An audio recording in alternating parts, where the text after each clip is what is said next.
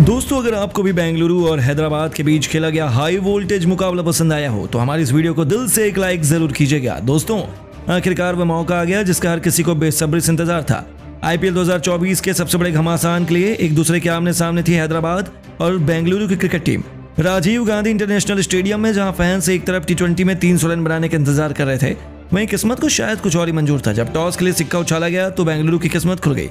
उनके कप्तान Faf du Plessis ने टॉस जीतकर पहले बल्लेबाजी करने का फैसला किया और 300 रनों की उम्मीद पर तो अभी से पानी फिरना शुरू हो गया। लेकिन पहले बैटिंग करने का फैसला अपने ही पैरों पर कुल्हाड़ी मारने के समान साबित होने वाला है, इसका अंदाजा शायद डू प्लेसी को उस समय नहीं था। अपनी टीम को तूफानी शुरुआत दिलाने के इरादे से हमेशा की तरह एक बार फिर विराट कोहली के साथ कप्तान डू प्लेसी की खतरनाक जोड़ी मैदान में आई थी। मैच को पहली गेंद पर विराट कोहली ने खतरनाक चौका लगाकर अपना खाता भी खोल लिया। दूसरे ओवर में डू प्लेसी का बल्ला भी दहाड़ा। एक के बाद एक 3 खतरनाक चौके, वह भी स्विंग किंग भुवनेश्वर को जड़कर डू प्लेसी ने अपने तेवर दिखा दिए। इन दोनों खिलाड़ियों ने अपनी टीम को बेहद घातक शुरुआत दिलाई और हैदराबाद के पसीने तो उस समय छूट गए जब तीसरे ओवर में कप्तान पैट कमिंस की धज्जियां उड़ाते हुए इन दोनों खिलाड़ियों ने 2 खतरनाक चौके और एक छक्के की बदौलत ओवर में कुल 19 रन बटोरे और 3 ओवर में ही बेंगलुरु को 43 रनों तक पहुंचा दिया। होम ग्राउंड हैदराबाद का था, लेकिन नारे बेंगलुरु के गूंज रहे थे। 3 ओवर में आरसीबी 43 रनों तक पहुंच चुकी थी। उनके फैंस जश्न मना रहे थे, लेकिन बेंगलुरु की खुशियां ज्यादा लंबी नहीं चलती हैं। चौथा ओवर लेकर आए नटराजन का स्वागत कोहली ने चौके से किया, लेकिन नटराजन ने भी ईंट के जवाब पत्थर से देते हुए ओवर की 5वीं गेंद पर डू प्लेसी का शिकार कर बेंगलुरु के बल्लेबाजी क्रम को तहस नहस करना शुरू कर दिया। जहां डू प्लेसी 12 गेंद पर केवल 3 चौके, एक छक्के की बदौलत 23 रन बनाकर वापस लौटे और 5वें ओवर में बैटिंग करने आई विल जैक ने सिंगल लेकर अपनी टीम को 5 ओवर में 51 रनों तक पहुंचा दिया। तो पावर प्ले के आखिरी ओवर में किंग कोहली ने एक जबरदस्त छक्का लगाया और पावर प्ले का बखूबी फायदा उठाते हुए उन्होंने बेंगलुरु को 61 रनों तक पहुंचा दिया। अब तो केवल बेंगलुरु का एक ही विकेट गिरा था। खुद विराट कोहली मैदान में मौजूद थे, यानी उनके लिए सब कुछ सही चल रहा था। यहां से आसानी से बेंगलुरु 250 भी बनाने का दम रखती थी, लेकिन किस्मत जब पलटी मार जाए किसको मालूम, और यहां से जो हुआ उस पर कोई भरोसा नहीं कर पाया। स्पिन के जादूगर मयंक मार्कंडे ने 7वें ओवर में विल जैक का शिकार कर बेंगलुरु को दूसरा झटका दिया, जहां यह बल्लेबाज केवल 6 रन बना पाया। लेकिन उनके आउट होने के बाद मैदान में उतरे रजत पाटीदार सर पर कफन बांध कर आए थे। उन्होंने अपने बल्ले से ऐसी तबाही मचाई कि हैदराबाद की खुशियों को पल भर में मातम में बदल दिया और 10 ओवर में बेंगलुरु केवल 94 रन बना पाई। 11वें ओवर में पाटीदार ने अपने बल्ले से जलजला लगा दिया। तो एक नहीं, 2 नहीं, बल्कि मयंक मार्कंडे के घमंड को चकनाचूर करते हुए पाटीदार ने इस ओवर में कुल 4 खौफनाक छक्के ठोक डाले। इस ओवर में अपनी विस्फोटक बल्लेबाजी से कुल 27 रन बटोर डाले और अपनी खूंखार बैटिंग से उन्होंने पैट कमिंस की पलटन की बोलती बंद कर दी।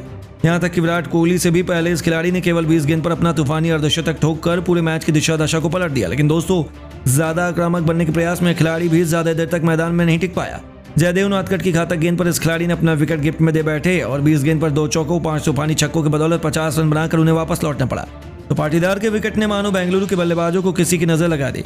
विराट कोहली ने भी अपना अर्धशतक 42 गेंद में जरूर पूरा किया, लेकिन ये खिलाड़ी भी केवल 43 गेंद पर 4 चौके, एक छक्के की बदौलत टेस्ट जैसी पारी खेलकर पवेलियन की शोभा बढ़ाने लौट गया और 15 ओवर में 142 रन बनाकर बेंगलुरु ने 4 बल्लेबाज खो दिए। मैदान पर कैमरन ग्रीन के साथ माइपाल लोमरोर की जोड़ी अपनी टीम को एक बड़े स्कोर तक पहुंचाने की जिम्मेदारी लेकर खड़ी थी। 16वें ओवर में इन दोनों खिलाड़ियों ने एक के बाद एक 3 खतरनाक चौके लगाकर अपने तेवर जरूर हैदराबाद को दिखाए। अपनी टीम को 16 ओवर में 157 रनों तक पहुंचाया, लेकिन जयदेव नाथकट की आंधी में लोमरोर भी सूखे पत्तों की तरह उड़ गए और लोमरोर को 4 गेंद पर केवल 7 रन बनाकर वापस जाना पड़ा। हालांकि ग्रीन का साथ निभाने बेंगलुरु के सबसे खतरनाक बल्लेबाज दिनेश कार्तिक आ चुके थे। कार्तिक ने भी आते ही गोली की तरह खतरनाक चौके से अपना खाता खोला और 19वें ओवर में इन दोनों खिलाड़ियों ने कमेंस को आड़े हाथों लेते हुए एक के बाद एक 3 चौके जरूर लगाए। लेकिन ओवर की 5वीं गेंद पर कार्तिक भी 6 गेंद पर केवल 11 रन बनाकर वापस लौट गए और बेंगलुरु का बल्लेबाजी क्रम पूरे तरीके से बिखर चुका था। 19 ओवर में आरसीबी ने 194 रन बना लिए और 6 बल्लेबाज गंवा दी। मैदान पर स्वप्निल सिंह को भेजा गया। उन्होंने आते ही पारी के 20वें ओवर में पहली गेंद पर छक्के से अपना खाता खोला और अगली गेंद पर नटराजन को चौके के लिए मारकर उन्होंने बेंगलुरु को 200 रनों के पार पहुंचा दिया। हालांकि उसके बाद ओवर में कोई बाउंड्री नहीं आई। नटराजन ने आखिरी गेंद पर स्वप्निल का विकेट भी चटकाया, जहां स्वप्निल केवल 6 गेंद पर 12 रन बना पाए और 20 ओवर में बेंगलुरु ने 206 रन 7 विकेट के नुकसान पर बना डाले, जहां कैमरन ग्रीन 20 गेंद पर 5 चौकों की बदौलत 37 रन बनाकर नाबाद थे। अब इस लक्ष्य का पीछा करने के इरादे से ट्रेविस हेड के साथ अभिषेक शर्मा की खतरनाक जोड़ी मैदान में उतरी, जिनका नाम ही बेंगलुरु फैंस के पसीने छुड़ाने के लिए काफी था। सभी को लगा कि हैदराबाद तो आसानी से इस लक्ष्य का पीछा कर जाएगी, लेकिन इस मुकाबले में एक नया चमत्कार करने के इरादे से किंग कोहली की पलटन आई थी। पहले ओवर में उन्होंने एक नया दाव खेला, विल जैक को गेंद थमाई और उनका यह तीर निशाने पर लगा। जब ओवर की आखिरी गेंद पर बड़ा शॉट लगाने के प्रयास में सबसे बड़ी मछली ट्रेविस हेड अपना विकेट गवा बैठे और बेंगलुरु के फैंस की खुशियां 7वें आसमान पर पहुंच गई। लेकिन दोस्तों, यह तो असली रोमांचक मुकाबले के पहले का ट्रेलर था। नंबर 3 के पायदान पर बल्लेबाजी करने एडम मार्करम को भेजा गया। दूसरी तरफ अभिषेक शर्मा का बल्ला बोल रहा था। तीसरे ओवर में विल जैक की बेरहमी से कुटाई करते हुए अभिषेक ने 2 खौफनाक छक्के और एक खतरनाक चौका लगाया और 3 ओवर में अपनी टीम को 31 रनों तक पहुंचा दिया।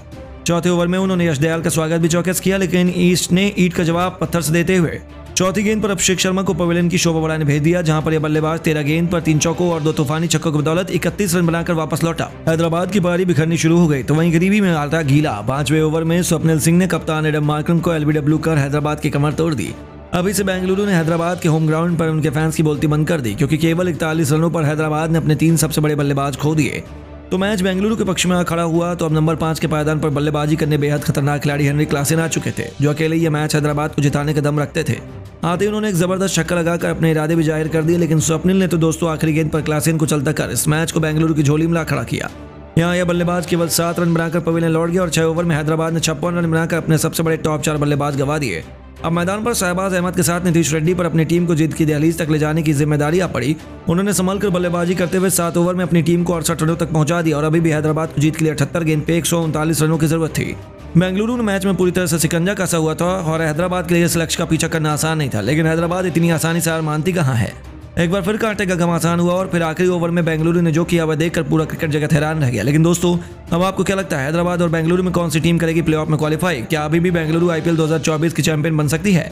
अपनी कीमती राय में नीचे कमेंट करके जरूर बताइए और ऐसी शानदार खबरों के लिए हमारे इस वीडियो को लाइक, चैनल को सब्सक्राइब करना ना भूलें। धन्यवाद।